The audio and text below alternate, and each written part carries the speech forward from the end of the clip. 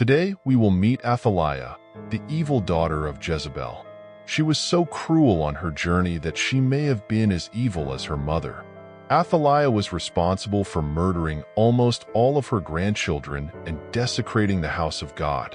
After Elijah's prophecy about the lives of Ahab and Jezebel, both lost their lives. Ahab perished in a battle against the Syrians, and Jezebel was thrown out of a window. Jezebel had a daughter named Athaliah, whose name means afflicted by God. She became queen of Judah and was the only woman to occupy David's throne in biblical history. She married Jehoram, the eldest son of Jehoshaphat. When he was just 32 years old, Jehoram became king of Judah, and for the first 4 years of his reign he shared power with his father. However, he did not follow the holy and righteous ways of his father, Jehoshaphat. After marrying Athaliah, Jehoram turned into a tyrannical ruler. Her son, Ahaziah, became king at age 22 with the support of his evil mother. He followed his father's evil reputation while Athaliah advised him on his wicked plans. As recorded in 2 Chronicles, chapter 22, verse 3. However, this reign did not last long, as Ahaziah ruled Judah for only 1 year before he was murdered. When Athaliah learned of the death of her son Ahaziah, instead of mourning the loss, she decided to take the opportunity to usurp the monarchy, executing Ahaziah's sons, who were also her grandchildren. In doing so, he eliminated the entire royal family and managed to ascend the throne. However, Athaliah was unaware that one of her grandchildren had survived the massacre. As recorded in 2 Kings, chapter 11, verses 1 through 3, Ahaziah's sister Jehosheba, daughter of King Jehoram, took Ahaziah's son Joash and hid him among the king's other sons who were about to be killed.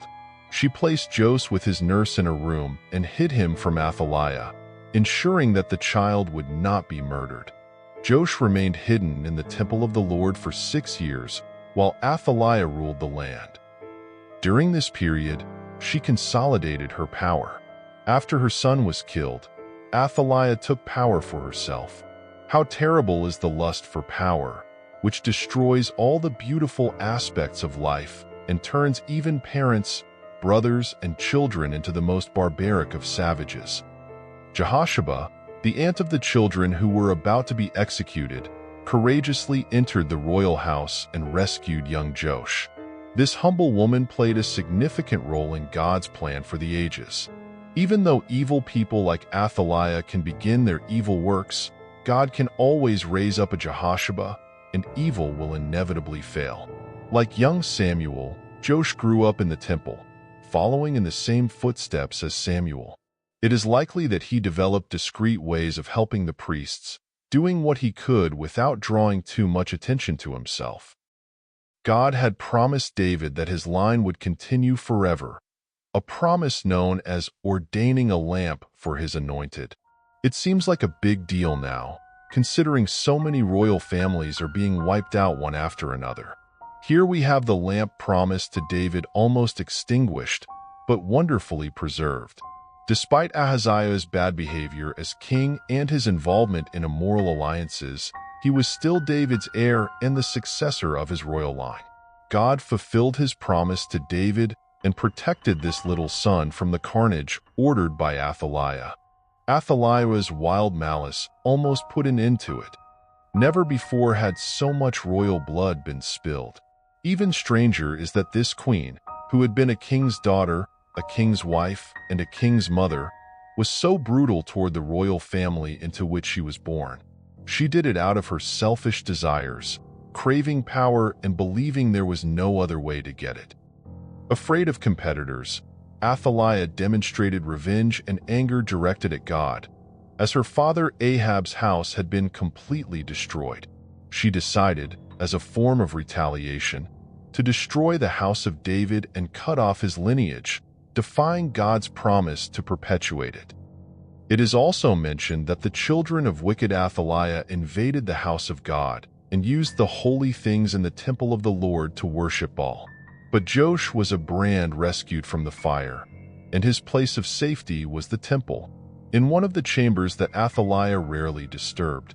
There he was placed under divine protection, and as a result he was hidden by faith, just as Moses was hidden. Now, David's words were fulfilled for one of his descendants, according to Psalm 27, verse 5. In the tabernacle of the Lord he will hide me. When Joash grew up, he set out to repair the house of God, for it had been a refuge for him. The promise made to David was tied to a single life at that time, but it was fulfilled because of the covenant with David. The Lord protected Joash so that the royal line would not be interrupted, even when Athaliah tried to assassinate him. The long-term repercussions of what she tried to do are truly astonishing.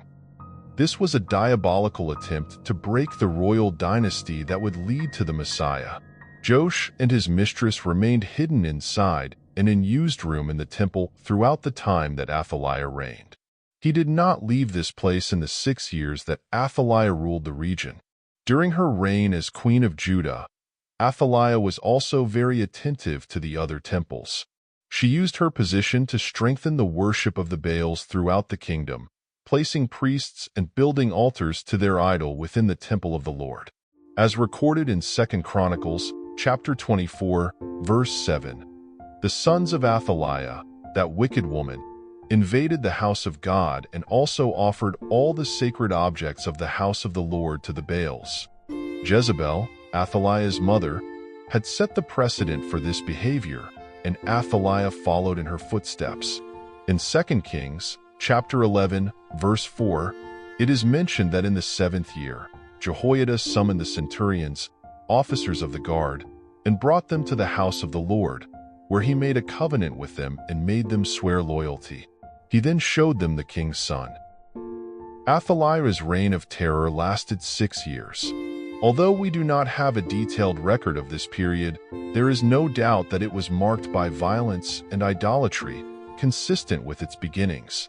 While Jehu worked to end Baal worship in Israel, Athaliah worked to establish it in Judah, as mentioned in 2 Chronicles, chapter 24, verse 7. Due to the alliance with Ahab's family, the court and kingdom of Judah had become corrupt.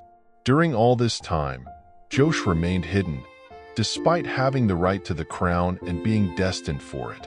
However, he was buried in anonymity. The priest Jehoiada was responsible for managing this colossal enterprise. He was probably the high priest, or at least the most important religious leader at the time. Jehoiada was determined to return David's throne to its rightful lineage and take it out of the hands of Ahab and Jezebel's daughter. He did this by removing Athaliah from power. The priest handed over to the guard officers the spears and shields that had belonged to King David and were stored in the temple of the Lord. Then, the guards positioned themselves, each with their weapons in hand, around the king, from the right side to the left side of the temple, close to the altar and the house. They brought the king's son, placed the crown on him, and gave him testimony. They proclaimed him king, anointed him, and clapped their hands, saying, "Long live the king." When the guards took position, the young king was presented as a visible sign that he had been given royal power. They placed the crown on his head, even though it was too big and heavy for him, as he was just a child. The royal regalia was probably kept in the temple, which meant that the crown was always available. The people applauded with joy and expressed sincere wishes of well-being, saying, "Long live the king." In this way, Joash was made king, and the people believed that his accession was a divine appointment. They had reason to rejoice, for Athaliah's period of oppression had come to an end, and there was the prospect of religious restoration under the leadership of a righteous king, guided by so worthy a man as Jehoiada. Athaliah managed to rule for 6 years without opposition. Many people continued to subject their lives to Satan's rule because they did not know that the true king was waiting to take the throne. It was necessary for the king's son to come with the word of God. When Athaliah heard the sound of the guards and the people, she entered the house of the Lord, where the people were gathered. When she looked, she saw the young king in the pulpit, next to the column, as was customary on such occasions. Then Athaliah tore her garments and cried, "Treason! Treason!" At that moment, Jehoiada, the priest, ordered the guard officers who were in charge of the army to take her out of the ranks. He instructed that whoever followed her should be killed with the sword, as the priestess had said, "May she not be killed in the temple of the Lord." They seized her and took her through the horse entrance into the royal palace, where she was executed.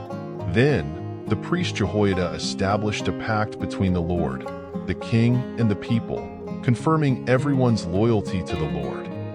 The people entered the temple of Baal and tore down all the altars and images of this false god. At that moment, the whole people celebrated, and the entire city was at peace. Joash was only 7 years old when he began to reign over God's people.